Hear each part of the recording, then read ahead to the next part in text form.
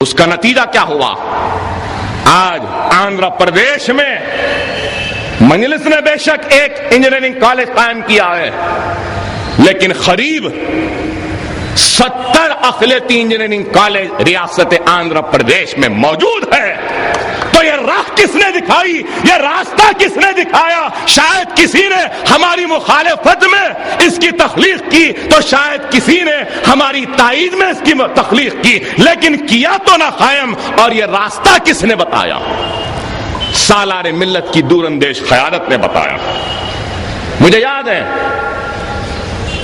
91-92 89 کا فساد، 91 کا 92 کا فساد میں نے دیکھا کہ کس طریقے سے ہماری مسلمانوں کی زخموں میں لطف پت تڑپ تڑپ کے دم توڑتا تھا مسلمان دواخانے عثمانیہ و دواخانے گاندھی میں نے دیکھا ہے کس طریقے سے ڈاکٹر کی لاپرواہی کے وجہ سے ایک کلمہ گو مسلمان کے دم کو جاتے ہوئے ہم نے دیکھا ہے، کس طریقے سے خون کی عدم موجودگی کی وجہ سے فسادات میں زخمی ہونے والے مسلمان کو تڑپ کر دم توڑتے ہوئے ہم نے دیکھا ہے۔ سالار کہتے تھے ارے میاں تم یہ فساد دیکھ رہے ہو، ارے ہم نے تو فسادات بہت دیکھے، 60 کے دہے 70 کے دہے 80 کے دہے میں فسادات دیکھے، اور جب فسادات کو دیکھتے تو دل تڑپ اٹھتا تھا۔ ان دواخانوں کی لاپرواہی کو دیکھ کر دل تڑپ اٹھتا تھا، مجبور تھے، بے بس تھے، کچھ نہیں کر سکتے، لیکن ہر فساد میں اللہ سے دعا یہی کرتا تھا کہ اے اللہ تو مجھے اس قابل بنا دے، یہ اتنی استطاعت دے دے کہ ہمارا خود کا دواخانہ ہو اور مسلمان فسادات میں گاندھی یا عثمانیہ میں نہ جائے، بلکہ ہمارے دواخانوں میں اس کا علاج ہو، ڈاکٹروں کی دیکھ بھال ہو، اور ہم اس کی جان کی حفاظت کر سکیں، جان کو بچا سکیں۔ اور وہی خواب حقیقت میں تبدیل ہوا تو ویسے ہاسپٹل کی تعمیر کے بعد، اسرا ہاسپٹل کی تعمیر کے بعد مکہ مسجد کے بم دھماکے ہوئے۔ ارے ایک دن میں مکہ مسجد کے دھماکوں کے بعد 5 منٹ میں اسرا دواخانے کو پیشنٹس کو لے کر جاتے ہیں۔ جب پیشنٹس کو لے کر گئے تو ایک ہی دن میں 18.5 لاکھ روپے کی دوائیں خرچ ہوئیں۔ اسرا ہاسپٹل کی فارمیسی میں جتنی دوائیں تھی ختم ہو گئیں، لیکن باہر سے لائے اور علاج جاری تھا۔ کتنے آپریشنز کیے، ارے گولیاں لگ رہے ہیں، بچے آ رہے ہیں اور گولیاں نکالی جا رہی ہیں۔ ارے میں غلط نہیں کہہ رہا ہوں، بلکہ حقیقت ہے کہ اگر اسرا دواخانہ نہ ہوتا تو شاید 25 یا 50 مسلمان اور شہید ہو گئے ہوتے اس دن۔ ایسا کام ہوا، کس طریقے سے خدمت ہوئی۔ جبھی بھی فساد ہوتے ہیں اویسی ہاسپٹل، اسرا ہاسپٹل کی پوری ٹیم متحرک ہو جاتی ہے، خون کا اسٹاک رہتا ہے، سرجنز کی لائن رہتی ہے، ڈاکٹرز کی لائن رہتی ہے، نرسنگ اسٹاف رہتا ہے۔ ارے اس حقیقت کو بھی کوئی انکار نہیں کرے گا کہ جب گجرات جل رہا تھا تو یہی صلاح الدین اویسی نے حیدرآباد اور سرزمین دکن سے دکن میڈیکل کالج کے ڈاکٹروں کی ٹیم کو روانہ کیا گجرات کے فساد کے متاثرین و زخمیوں کو دیکھنے کے لیے۔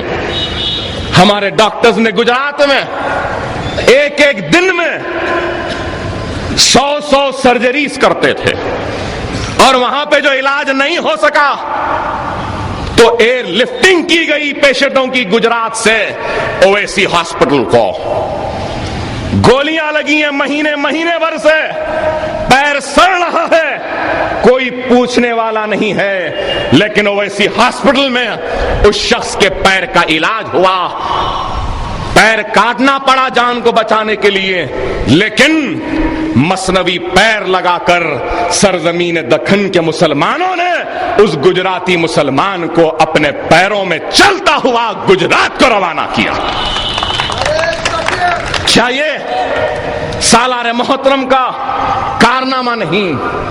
بمبئی میں فساد ہوا بابری مسجد کے شہادت کے بعد تو 21 لاکھ روپیہ بمبئی کے متاثرین کو سالار محترم نے مشہور اداکار یوسف خان اور دلیپ کمار کے حوالے کیا. جب بمبئی کے متاثرین کو دیا تو گجرات کے متاثرین نے کہا کیا اویسی صاحب کیا ہماری مدد نہیں کریں گے؟ تو سالار پھر نکل پڑے اور گجرات کے متاثرین کے لیے 26 لاکھ روپیہ جمع کیا اور روانہ کیا. شہادت بابری مسجد کے بعد ایک طرف الزام لگ رہے تھے مسلمان تاڑا میں جیل میں تھا، بابری مسجد شہید ہو چکی تھی، فسادات ہو رہے تھے، سروں اور سینوں پہ گولیاں تھیں. مجھے آج بھی یاد ہے دہلی سے سالار نے کہا میاں حیدرآباد میں نکلو، عوام کے درمیان میں رہو. نرسمہا راؤ نے احکامات دے دیے کہ سروں اور سینوں پہ گولیاں چلاؤ، مسلمانوں کو بچاؤ، ان کے جان و مال کو بچاؤ، اور جتنا ہو سکتا ہے ان کا تحفظ کرو، ان کی مدد کرو، ان کے درمیان میں رہو. پھرتے رہے، درمیان میں رہے، گولیوں کو چلنے سے روکا.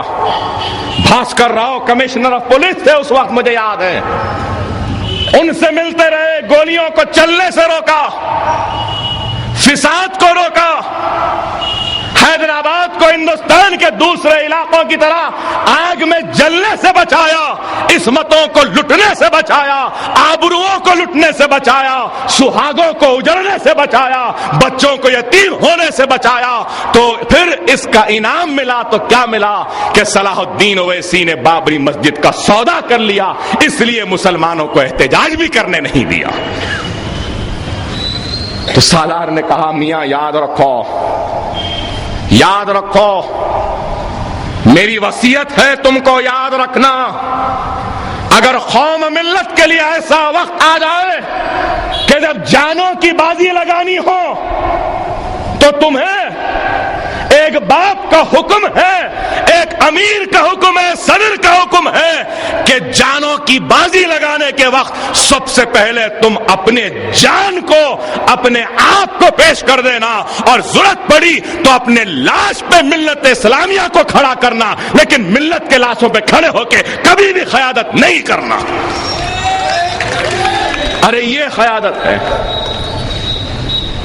لیکن اس کی بھی پرواہ نہیں کی، شکست ہوئی تب بھی پرواہ نہیں، نکل پڑے، پھر سے جد و جہد کا آغاز کرتے. میں نے کہا کہ بابا یہ کیا ہوا؟ تو بولنے لگے میاں تالاب ہوتا ہے، سوئمنگ پول ہوتا ہے، بارش میں پانی آتا ہے یا پول میں آپ پانی بھرتے ہیں، ایک وقت آتا ہے کہ پانی خراب ہو جاتا ہے تو بدلنا پڑتا ہے. الحمدللہ اللہ کا شکر ہے کہ میری زندگی میں گندا پانی نکل گیا، صاف ہو گیا ہے، الحمدللہ اب تازہ پانی آئے گا. ارے یہ عزم، یہ ہمت، یہ ارادہ کہ ایسی خودداری کہ 18 مرتبہ جیل میں گئے لیکن مسکراتے مسکراتے گئے. ہمارا بچپنا ہم نے کئی مرتبہ، کئی عید کو اپنے والد سے جیل میں ہم نے ملاقات